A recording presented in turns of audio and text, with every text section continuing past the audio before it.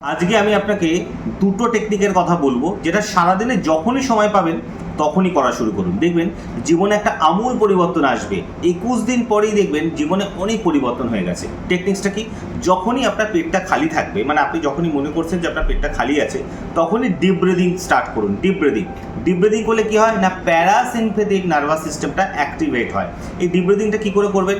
নাক দিয়ে ধীরে ধীরে শ্বাস নিন 15 সেকেন্ড ধরে, আবার নাক দিয়ে ধীরে ধীরে শ্বাসটাকে বার করুন 15 সেকেন্ড ধরে।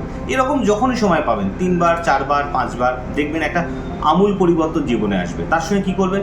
দ্বিতীয় টেকনিক্সটা হচ্ছে মাইন্ডফুলনেস। যখন শ্বাসটা নেবেন পুরো মনোযোগটা শ্বাসের উপরে রাখবেন। শ্বাসটা কীভাবে ঢুকছে, শ্বাসটা কীভাবে বেরোচ্ছে। এরপরে দেখবেন এটার যদি আপনি প্র্যাকটিস করেন, আপনার কনসেন্ট্রেশন লেভেল অনেক বেড়ে যাবে।